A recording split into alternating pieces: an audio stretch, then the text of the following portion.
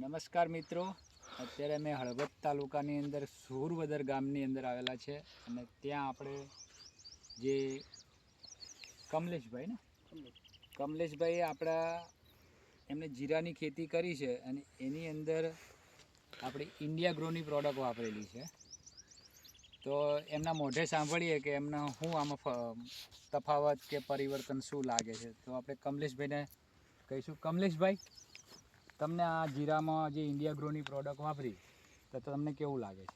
સારું, એનું ગ્રોથ ને જે આ દાણો મજબૂત થાય અને તમે બતાવી શકો છો મોબાઈલની અંદર? તમે જોઈ શકો છો આમાં જે આજે એનો દાણો જોઈ શકો, એનું થડ જોઈ શકો છો. તમે જુઓ, આમ જોઈ. અને આ ટોટલ કેટલા વીઘા છે આપણે જે ઇન્ડિયા ગ્રો? 15 વીઘા. 15 વીઘા. તો એની અંદર આપણી ઇન્ડિયા ગ્રોની પ્રોડક્ટ વાપરી છે અને મારી સાથે બીજા અમારા મહેશભાઈ પણ છે.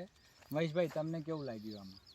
પહેલાં તો જાણી જો એક જે ગ્રોથ થવો જોઈએ. હા, ગ્રોથ જબર થાય. બરાબર.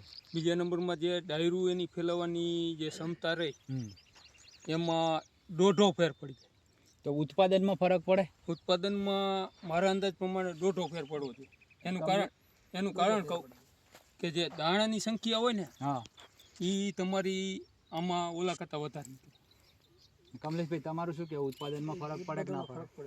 તો આપણી પ્રોડક્ટ વપરાય કે ના વપરાય? વપરાય ને? તો દોસ્તો, કમલેશભાઈનું કહેવું છે કે આપણી પ્રોડક્ટ વપરાય અને ખેડૂત જ કહે છે અને આપણી સાથે એગ્રો ધરાવે છે, 15 વર્ષના જૂના અનુભવી છે એવા આપણા મહેશભાઈ પણ આપણી સાથે છે. અને દોસ્તો, તમે પણ વાપરો તો લોકોને કહેવાય કે ના કહેવાય? કહેવાય.